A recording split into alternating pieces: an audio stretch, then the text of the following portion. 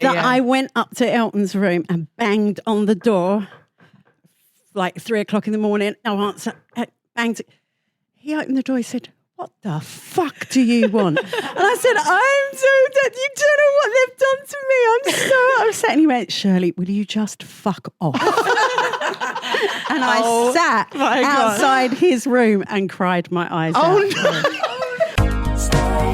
Stay hydrated. First thing in the morning, tired and yawning. What you gonna do? Hello, everybody. Welcome to another episode of Stay Hydrated with my sister Elizabeth Hall. And my brother Christopher Hall. Welcome back. Welcome to another episode. Thank you so much, everyone who has listened so far. We've been told that there's some of you. We don't know how many. We're not thinking about it. We're not thinking about it too much, but we're having the best time. If you are enjoying the podcast, do please tell your friends, give us a rating on whichever podcast app you are listening on, and subscribe. And if you could follow the Instagram, and there's actually lots of jobs that you need to do, but they are all inexpensive. They're completely free for you to do. Thank goodness. So in this economy. Yeah. So if you could do that, that really supports the podcast and gives us the validation we need to keep going.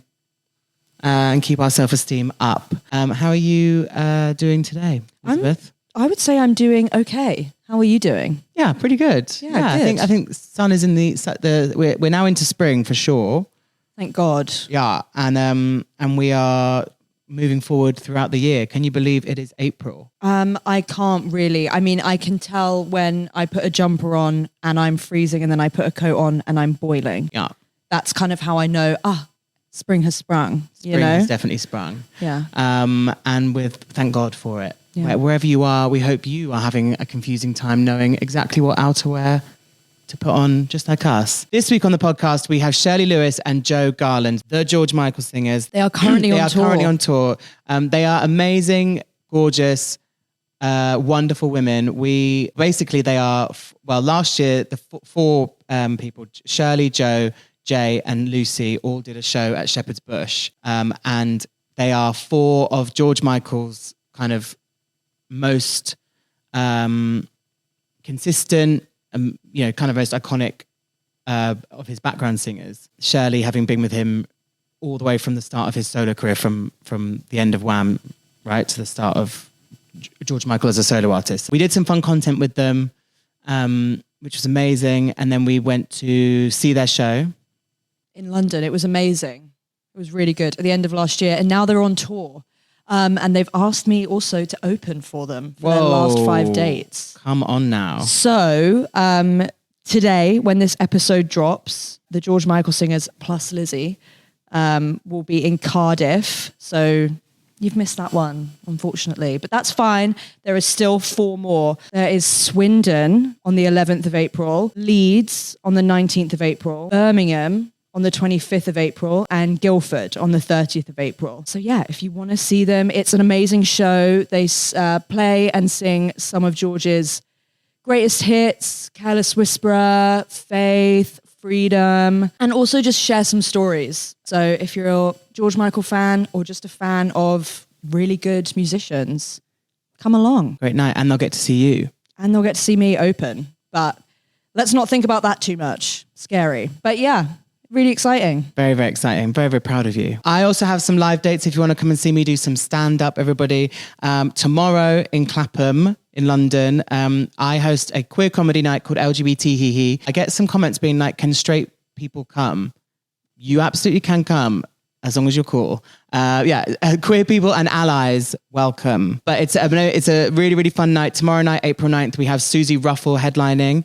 And then we also have May 14th, Jem Brister is headlining, and they are incredible comedians. So it's going to be an amazing night. I will also be at the Machynlleth Comedy Festival on the 4th of May. Margate, I'll be with you on the 25th of May. Bristol, I'll be doing a show with Amy Webber, friend of the pod, at the Gaff on the 28th of May. Cardiff, I'll be at the Queer Emporium 29th of May with Sharon Wanjohi, an amazing comedian. And Manchester, myself, Lee Douglas, previously mentioned, and our friends Sophie Garrett and Kira O'Connor are all going to be doing new material at the Brewers in Manchester on the 12th of June. Please come and laugh along if you would so like to. And without further ado, please welcome into your headphones the fantastic George Michael singers, Shirley Lewis and Jo Garland.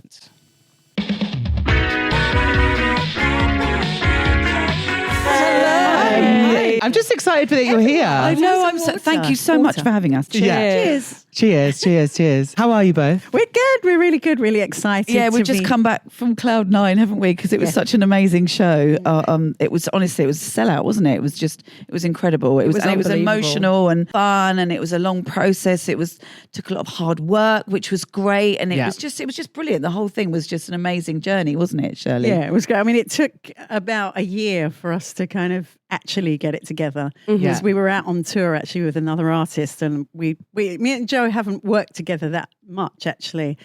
Live. Okay. So we've done a lot of recording for George, like all of the big, huge hits like Father Figure, Freedom, Fast Love, Spinning the Wheel. Just a couple of songs that people might have heard of. But Jo and I are the voices that help shape those now iconic songs. So, and we hadn't really worked together a lot live. So we ran out on this tour, and then we were just that was a year and a half ago. So with this whole process started a year and a half ago. Yeah. Very organically, by the way. I'll go on, because I've interrupted. That's okay. But so anyway, we were just chatting and reminiscing about George and like how much we missed him, and just generally chatting. And then we were like, hold on a second. All of these stories, sometimes Jo was telling me stuff and I was like, are you kidding? I didn't know that. And then she'd be like, oh my God, I didn't know that. And we're like, this might be a really, really good show. Yeah. So that it's not just about the music, but it's like a real behind the scenes look into what it was like to work with George Michael as an artist. And basically that's kind of how it started. And here we are. So it was a sellout show at Shepherd's Bush, and it was amazing. It was electric. Thank you. Because you Christmas. came, didn't you? You both came. Yeah, it was just amazing. And as you said, the peek behind the curtain of all the stories, amazing. I mean, you just must have so many. And it was the two of you, and then Jay and Lucy, and how. So myself and Shirley so this whole process started a year and a half ago, and as she said, we were talking about all different stories, and then we reached out to Jay. And he was like immediately in. So I've worked with Jay and Shirley before. So we did the MTV Unplugged back in 1996, was it? I think, or 94, can't remember which day. And I've done a lot of live stuff with George, but I've never actually toured. So Lucy, I couldn't do a particular tour, which was it 25 Live? 25 Live, yeah. 25 Live, I couldn't do because I was on another tour with Robbie. And so booked. On another tour, Robbie. I know, Yeah, just she Robbie. just dropped that. Yeah. Robbie, honestly, I tried to get out of that tour to do George's tour, but I was contracted, so I couldn't get out. Anyway, so Lucy took my place, and it's funny because Lucy's also took my place when I worked with Kylie as well. When I stopped working with Kylie, she filled my boots with Kylie. So I'd never actually worked with Lucy either. So it was lovely to be able to do this whole journey, this whole process with all of us together. It's perfect combination. Perfect combination. I've worked with Jay and Lucy before. Jay was kind of one of the first backing vocalists that came in to work with George, because I was literally like the first person that George had ever worked with as a background, because he used to do all his own vocals. Wow. When he was in Wham, it was all him. So there was no other singer. He had dancers obviously behind him. So when he started his solo career, I think he was looking for a completely different sound. So rather than him doing all the BVs, he wanted another texture. And I just happened to be that first texture that he got, and we came up with Father Figure. That was the first thing we ever recorded. Wow. And I think that then became the George Michael sound. And then I think George just liked the idea of more voices. And as I said, Jay was the second person to come in, and we did a cover-to-cover tour together. And Jay was there from then till Symphonica. And then Lucy came in 25 Live, as I say, when Jo couldn't do it. But we've all, me, Jo and Jay, worked together on MTV Unplugged. So we have, we have spent time together singing together. Yeah. And then to all be combined at that special start of the new era of the George Michael singers, whatever. Yeah, it looked from the audience, you just looked like you were having the best time, and but then also I feel we could all feel how emotional It was. And also I feel George Michael has an a fan base of like, that transcends all like boundaries of like sexuality and age and like race and everything. Like Definitely. he just really united so many people. And you was looking around at the audience and like, it was such a diverse audience of every way it could be. Yeah. And you saw like grown men like just sobbing with you and everything. It was amazing. Well, I think the energy, wasn't it? It was unbelievable. It was electric. I think when we all come together collectively, well, and even when it's just myself and Shirley, when we're talking about George, there's so much genuine love there for him. I mean, I owe him so much. He put me on the map, with my career. I mean, I wouldn't have the career that I have if it wasn't for George. When we first started to say that we're going to do this, everyone was going, but who's going to be George Michael? They couldn't kind of get their head around, well, there's 4 like singers, like who's doing the lead? And it's like, well, you've seen the show, so we all take, different leads at different times, whatever suits our voices or whatever. But it's not really about kind of us in a way as individuals. So we're always kind of in that section, like no one wants to stand out and be up front, and some of the fans really picked up on that. They were like, oh my God, it's so sweet, like none of you want to be like the person in the spotlight. It was like, well, George Michael's music is the thing that's in the spotlight. Yeah. I think if there was one, I can't say regret because it's just life, but I would have just loved to have toured with Shirley more. I mean, we did work together a lot over the years sporadically, and I was waiting for George, holding on for him to tour, and then it's like I couldn't hold on any longer, so I had to go and work with other people, and that's it's just. But I would have loved to have toured with you. I wouldn't.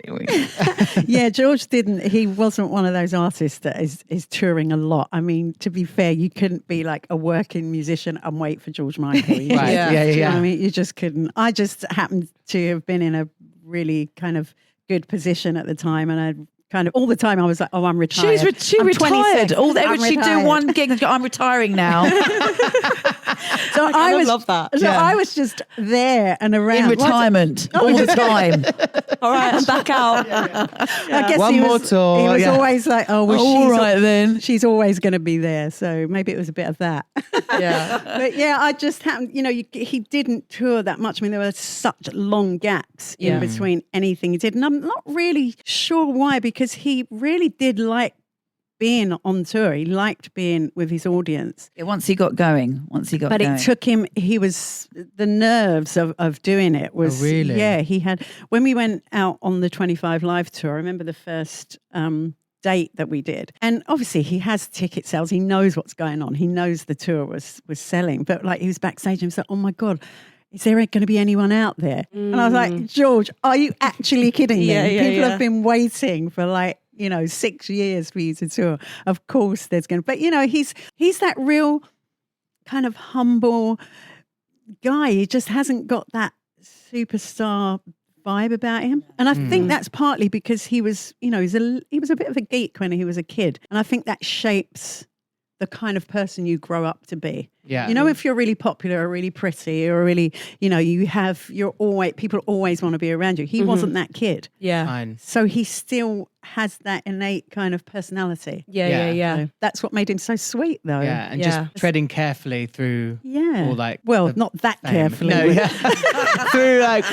through not getting too big-headed when it came to like... No, he was super humble, super Yeah. normal. He loved talking about football and, had this little kind of little routine when he was at home really in London. He'd go to the same restaurant all the time, and eat the same sort of foods, and like his wardrobe would have the same t-shirt, same trousers. Like he was just, there was no sort of airs or graces with him really. And that's just, so he was just a normal guy. But although he could, when he did walk into his sort of George Michael zone, he had definitely had an aura. He was like, yeah, you're a star. He'd walk into him and he'd go, yeah, you're a star. He's very sexy, very sexy. Actually, do you know he was colourblind too? That's the reason he always wore black. Really? Yeah, he was colourblind, yeah. That's why he didn't bother with colours. What was his T-shirts? It was black T-shirts, black jackets, black jeans. The other thing about the show is like, emotionally it's like really beautiful, and like hearing you guys talk about it, and it's like such a brilliant insight. but then also you guys are just so good and like so professional. Do you know what I mean? And I feel like, and the band was obviously amazing as well. They were just incredible. But I think it's also the other thing that was really amazing that we kind of spoke about on the night was also just seeing like people do what they're really good at and really well, you know, like a craft always they perfected. suited to do, and obviously you're complete experts. Like, and also like people like, we love you guys, and you're like, we love you too. I was like, they're fucking rock stars. Like, what are they talking about? Do you know what I mean? Like, it was so good. The whole process, we've had so much fun. There's been a lot of tears as well because, you know, talking about, you know, memories about George and, you know, and I'm still, I haven't been able to talk about him at all. I've been asked many times to do interviews and I've said no, just because I don't know, it just hasn't felt right, or I don't know, I almost sort of, it doesn't feel real that he's not here in some way. I just haven't been able to watch any of the documentaries, I haven't really been able to listen to his music. So, and just sort of reconnecting with Shirley again over a year and a half ago now was just, and as us, you know, talking about George all the time, it was just like, oh my gosh. You know, there are so many amazing, beautiful memories and so many emotional memories. And actually, I'm still remembering stuff now. But like saying you haven't like watched the documentaries and everything, if you were so close to, you know, George, almost watching someone else, you know, a production company's version of it, no matter how celebratory or whatever about it, like that's, you know, you were almost too close to the light to then see someone else's thing. But now it must feel good being able to celebrate on your terms.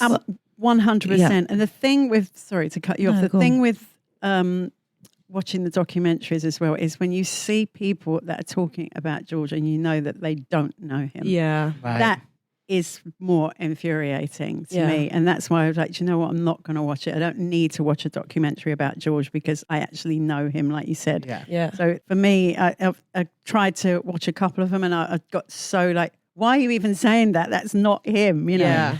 And so there was no reason for me to. But I've like Joe, didn't listen to his music. Like I couldn't listen to any of it. And, you know, when George passed away, I was, and this might sound really dramatic, but I was like, I actually don't know who I am without being George Michael's backing vocalist. I don't know who I am. It's that this is what I do. Yeah.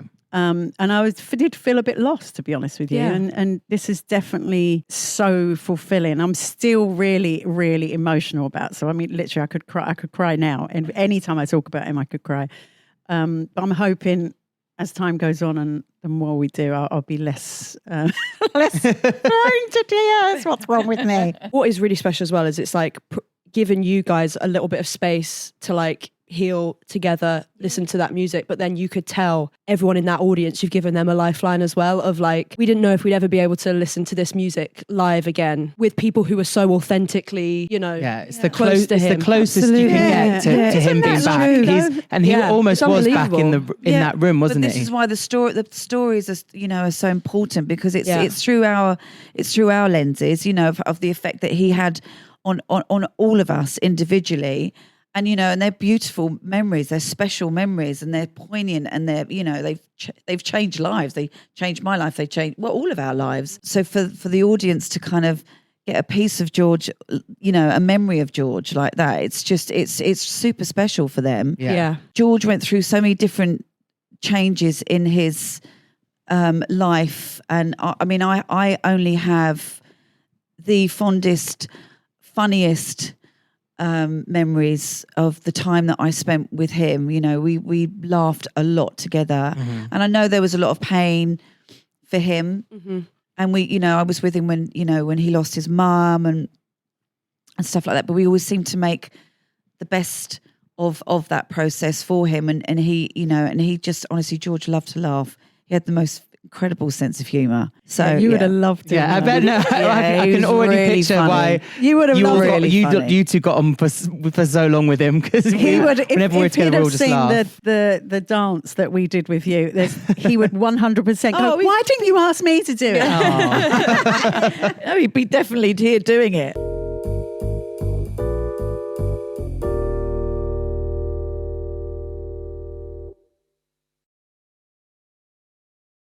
Does a memory come to mind when you were just killing yourself laughing together? Or I think one of my fondest memories was in the studio when we were recording A Moment With You. And I don't know whether you know the track, it's a slow track and it's just a beautiful song. It's not a massive hit, but it was on the Ladies and Gentlemen album. And he set up the microphone in the vocal booth, and normally I sing on my own, and he'll sort of mix all my vocals and stuff like that. But he actually came into the studio with me, into the vocal booth with me, and we were actually singing together. But we were actually he was like slow dancing behind me, and it was like, oh my god! For one moment, he wasn't gay, and I was like, that was a special. So he gave me a moment with him, which was lovely. I love as well that he was like producing, like so heavily. He would take hours and hours. I mean, you'd get a phone call at like 4:00 in the afternoon to come and do vocals in the studio, and then you'd be like sitting there waiting at Psalm Studio.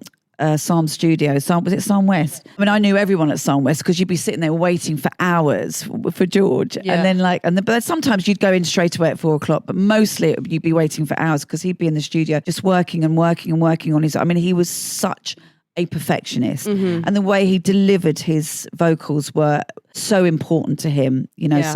Some pop acts just churn out songs, and there's no sort of they can sing, but there's no real true emotion. Like George's, you can hear every emotion with every delivery. And then he'd come out of oh darling, sorry, I've totally forgot you here. Could we do it tomorrow? And I'd go, okay.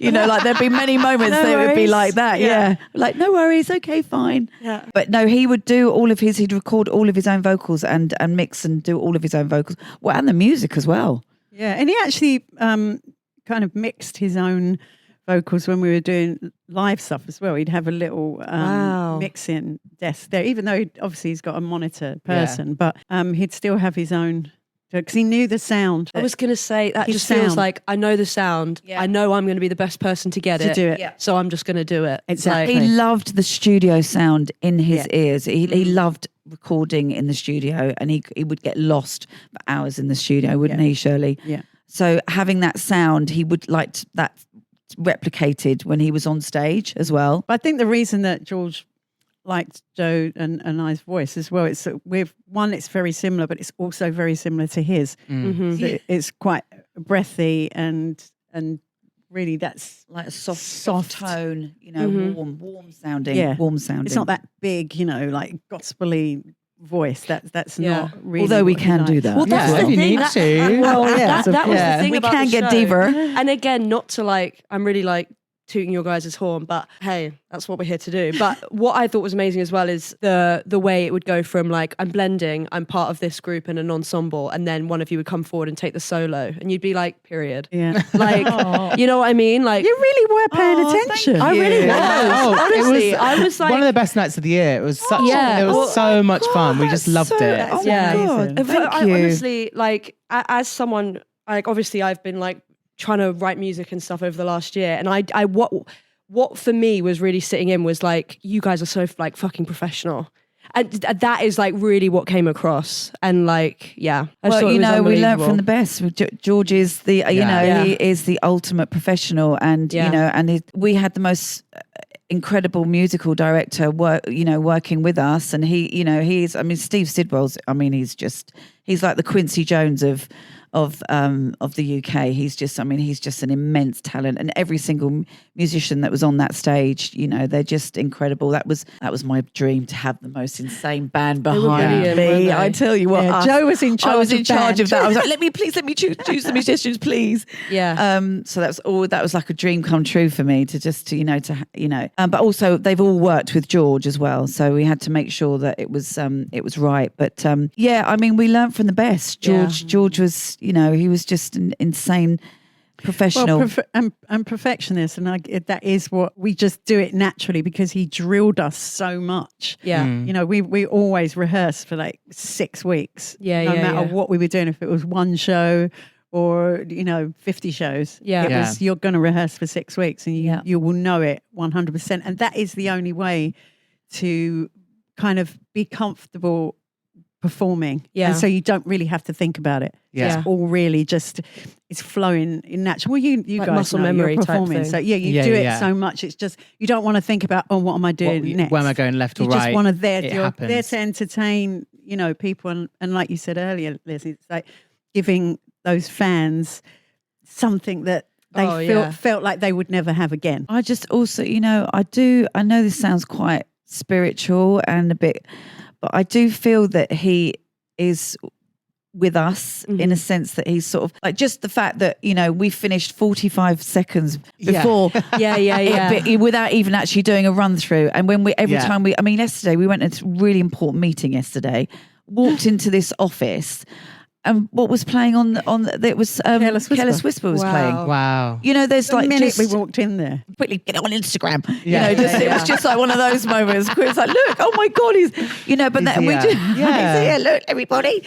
But we just, and that's what happened when we started, talking about him over a year and a half ago. We were on a tour together and we'd be driving along and we'd be talking about George and then a song would come up or a memory would pop up on Facebook or something like that. So he's just like, his presence is always here with us. I feel, we feel that. 100%. And everything has been really quite easy with us having a great relationship with the George Michael estate, which is really important to us that we run everything by them because, we want them to, George Michael is their brand. Yeah. And, we don't want to do anything to taint any of that. So, we're not there telling like, stories that, I don't know, I guess, tabloid stories. No, it was that's not what it is. So, we're very conscious of that. And they're so lovely to us. They, they give us images for us to use, and it was beautiful in the show. The one at the back, and they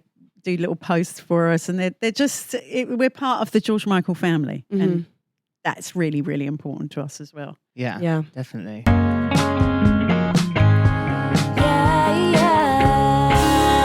have a question. Being like, in this 2025, I'm a comedian, and I didn't think twice about being a gay comedian and being like an out gay comedian and talking about myself. We're very lucky that it feels so easy. Was there a sense of like what such a pioneer he was and what such a what a big thing it was, especially in the maybe later portion of his career of what he represented and how he felt about that. The 80s was such a different era. It was all very sort of open in the 80s, wasn't it? I don't think I think it was more of a family thing that with George more than it was, because of the culture for the culture that he was born into. I just don't think that he was comfortable with that. He was comfortable being a gay man. Trust me, totally, he was. If you knew him, there was no doubt, and he wasn't really trying to hide it. He never ever said, "I'm not gay." Yeah.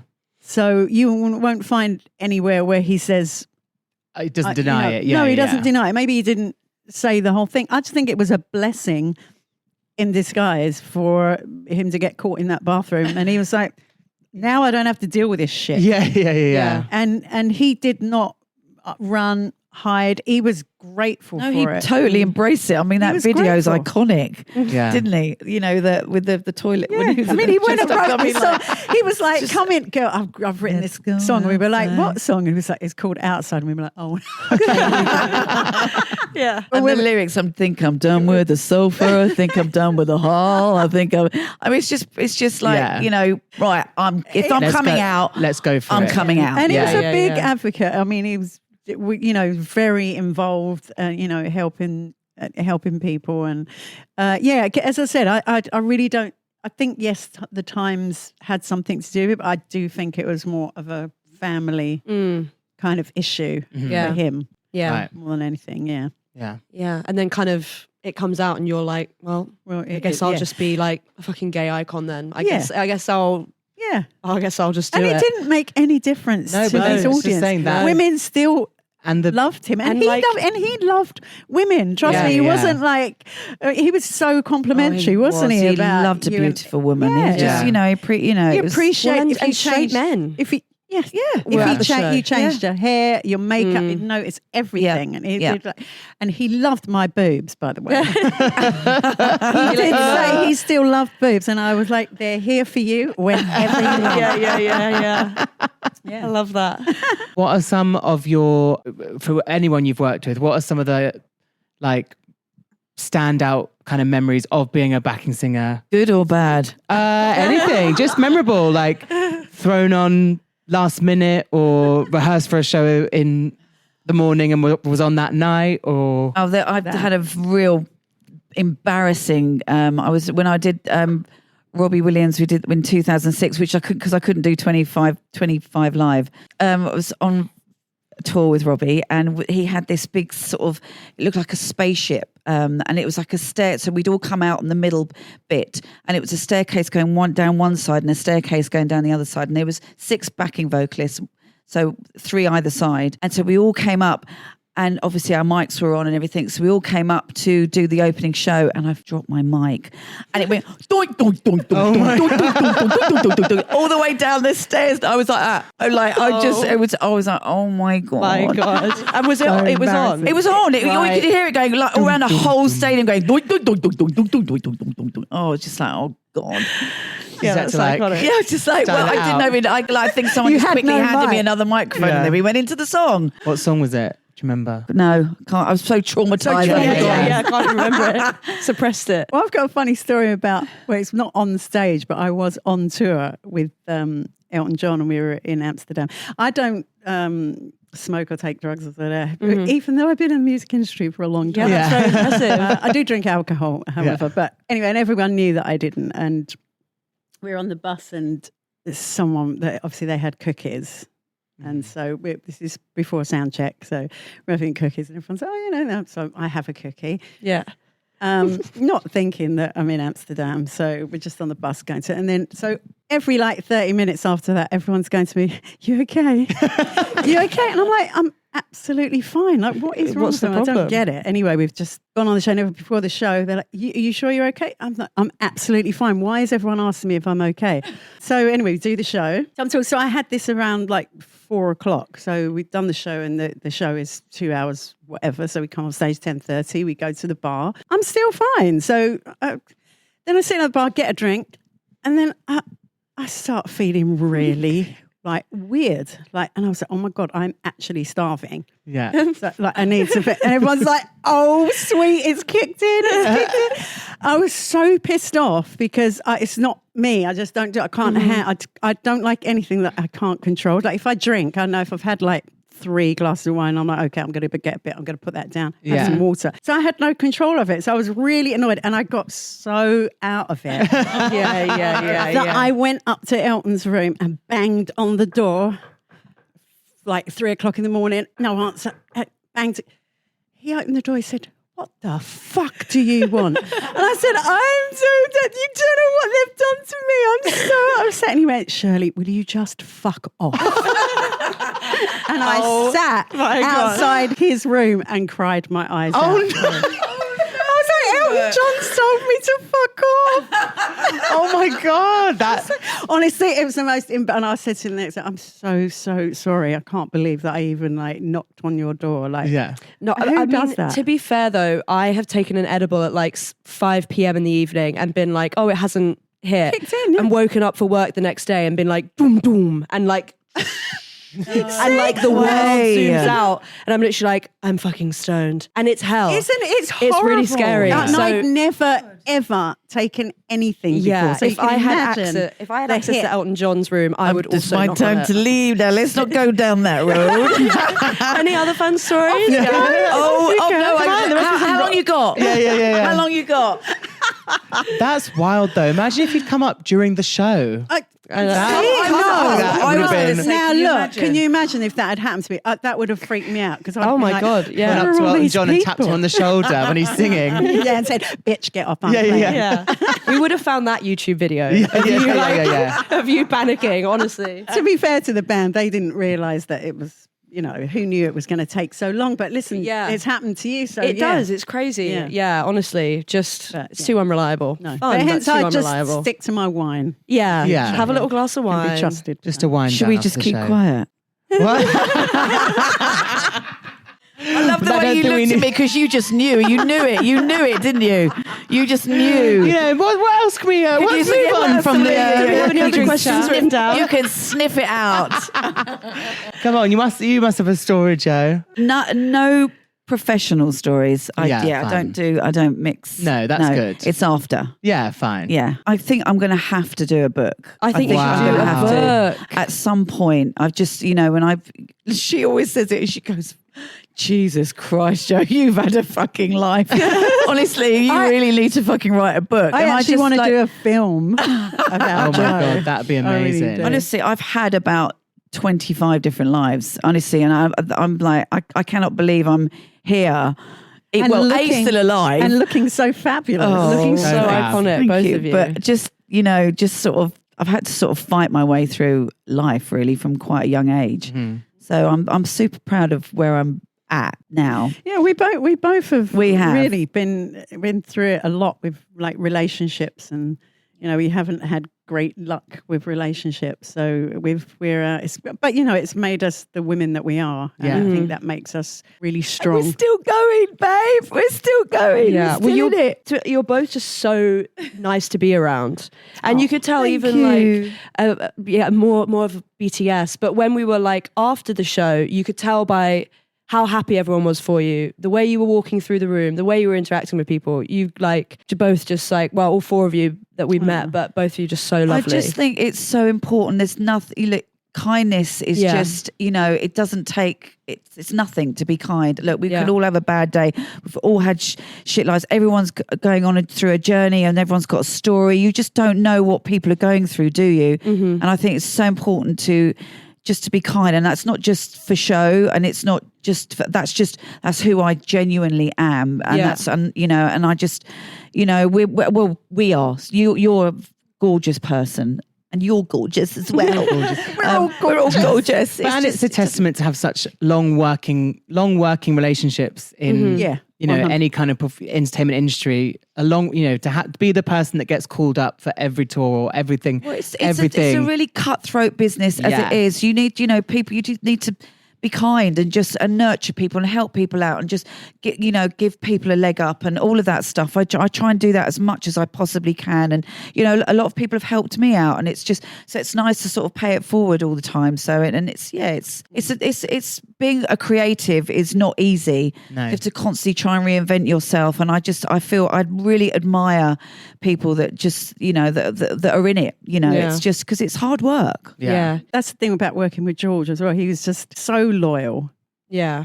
that, I mean, he wouldn't dream Set the of bar, using- didn't he? He set the bar. He wouldn't dream of kind of use. But like I said, only if once you're in the family, in the circle, you're in the family. But you better be as loyal to him as he is to you, because he will give you anything. But if he found out you'd done something that wasn't right, it'd lop your gone. head off. Yeah, You're gone. Yeah. He can't- and I'm a bit like that too. I'll just no, that's it. You're done. Yeah. Once you're done, you're done. And he was very like that. So I'm working on that. Yeah. I'm still trying to create boundaries and all of that stuff. Hey, we can't all be as evolved. I wish I Shirley. was. Well, No, I am it's the hard oldest- though. well, I am the oldest one. That's to be fair. So I should have learned something. It's It's taken me ages to sort that out. I do think like I've only kind of just started to really go like to really analyze, how do you make me feel? Like if we're friends and I'm genuinely showing up and putting stuff into you, and then I leave and I don't feel good about myself, there has to be That's really there's good. a disconnect. To be that self-aware do you know is what I really, mean? really good, Yeah. by the way, because it's Well- only taken me years to work that out. Well, I've only been doing it for about 6 months, to be honest. No, but so that's- let's no, not. but it's good. You're super young, and it's good that you're getting there now, because people they will take advantage of you. They will drain you, and it's okay to give to people, but also sometimes you may need it back. Sometimes you don't need it back. But if you come away from it feeling shit about yourself, how is that a good relationship? Yeah. It has to be even. Everything should be even. And it can happen without you even really clocking it, can't it? And Yeah, then you I sort should of trust go me. like, Yeah, Yes. I've not been very good at looking at and finding red flags. I just see the good in everybody all the time. So I'm just like, oh, you're like, it's taken me a long But time. now to you just- have me, darling. I know. Yeah. I'm like, and I'm Shirley will just, sort you well, it's taken a good couple of rough relationships No, to go I mean, through. They beat it out of me. So Yeah. I'm sort of I am still trying to work on boundaries. No, I mean, I'm just joking. I mean, it's taken me a long time too. I mean, I was in a marriage for a long time, and for a good 10 years of that marriage, I was literally unplugged from life and just going along doing whatever it was that, the husband was doing, and really just didn't even, like you said, I didn't even notice what was going on. And then once you kind of get out of it and you're like, oh my God, what was I doing? And then it's almost like having, it's like having a plug. And then when you open it, like one wire was missing. Yeah. Yeah. And then you plug it in and go, okay. That's why it wasn't firing on all cylinders. But it's easy to get into those situations. It just is. Yeah. Well, I know what you mean about sort of like unplugging. And I also do think I have a tendency to go like, as a feminist, but I do think as women, you are sort of encouraged to, like, if you don't like something, maybe just shut your eyes. Exactly. Yeah. You know what I mean? Yeah. There is something Exactly. about like, I don't know. Because we're taught, we're brought up to do that. We're brought up to go, be the quiet one and don't say, but I really don't want to do that. There's nothing wrong with saying, I don't want to do that. Yeah. When you make excuses for, someone says, oh, can you come to my party? And you're like, oh, I really don't want to. Yeah. Oh no, I've got a cold, or I stopped doing that. Like, I'm just going to say no. 10 years ago. Yeah, it's like, do you know what? No, why not? Because I don't want to go. Yeah. That's my next evolution. also- That's what I'm looking at. It's a valid You don't have to answer. explain I don't yourself. want Yeah. to go. Yeah. Fuck. That is my next. It's really hard, but once you do it, just say, I don't want to. Have you considered Have a life great coaching? time. Because I honestly think I could do like a weekly, That's next. a weekly the book Skype. and the life coaching. Book and a life coaching. Yeah, come just a on, weekly man. Skype. Yeah. I told them I didn't want to go because the party sounded shit. I did it. I was Or brave. just for any reason. Like, For any reason. and then when you say you do want to go, people know you really mean Yeah, it. you really mean it. That's Yeah. true. That's true. I spent so long going, I'm just going anyway. Look, sometimes there's a family function that you actually might have to go to. But, so save it for that when it's but you know what I mean? If it's your mates and you don't want to go, just say, look, man, I don't want to go. I'd rather stay in bed eating cookies. So. Yeah. Not weed ones. Oh, it's all come out now. Yeah, see. I was knocking on Elton's door. I didn't like it. Oh, so maybe the cookies I do buy are like that. yeah. Well, this has been amazing. Thank you so much for being here, Joe and Shirley. Thank you for we having can't us. repeat enough how amazing your show was, It was and how unbelievable. special it was, and how Really.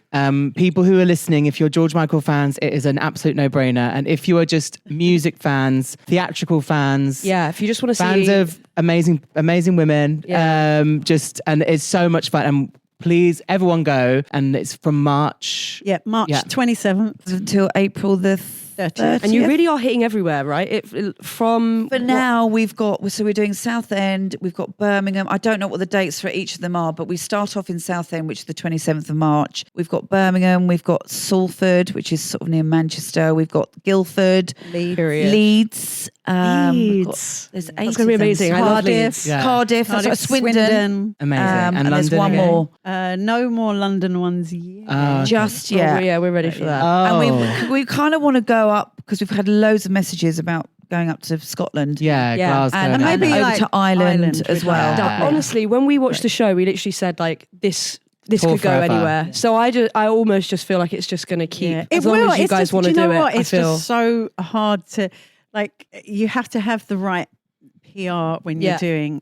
You listen, you have to have the right PR because, if people don't know the show's out there, like how can they come? So it's like at the moment, we're just concentrating on Spreading the trying to word. get And the right- actually talking to people, I think, because if you talk to people, then people understand it. Get it. If you see a poster or you see a flyer or whatever, or a bit of social media, it doesn't sort of get to the true essence of what we're actually trying to do and what we're Yeah. trying to achieve, Yeah. and how much of a celebration it is, and it's cathartic, and it's a thank you, and it's a emotional, it's sad, it's happy, it's everything. There's there's something for everybody. You Yeah. know, so. But thank you guys for having us. Like, on We your, love you. No, on we your love you socials so too, much. because when we did that dance with you, I mean, everyone just thought it was hilarious, Yeah. and it's great for us. Like that you kind of embraced us, and we get to like a bunch of people that maybe you didn't know who we were, and so that's really so. Thank you so much. Wow. Yeah, thank you for your support. thanks for Pleasure has including been. us. It's been an absolute dream to meet you and then And are you gonna see come- you more and more. Are you going over to the- come on the tour? Are you going to come and see us on tour? Come and see Please, Oh, we'll be there. Guildford, yeah, Guildford close or to Southend's London. not far. I'm kind of You down wanna for go Leeds? Southend. Oh, no. All right, let's go to Leeds. You love I Leeds. feel like Leeds. Chris did like a tell you show in what. Leeds and it was mental. Pick Was your it? show. Yeah, it Pick was so wherever you much can fun. come. You, Okay, like love you've that. got. We'll there's- send you a list of shows. All right, we'll come. Cool. Thank you so much for being here. Thanks, welcome. Elizabeth, for Thank being you. Chris. Yeah, thank you so much for listening, everybody. Thanks, Jo. Thanks, Joe. Thanks, Shirley. Shirley. Thanks, And Shirley. Thanks. Thank you. Thank you. Thanks. Just before bed is good for your head. What you gonna do? Stay hydrated.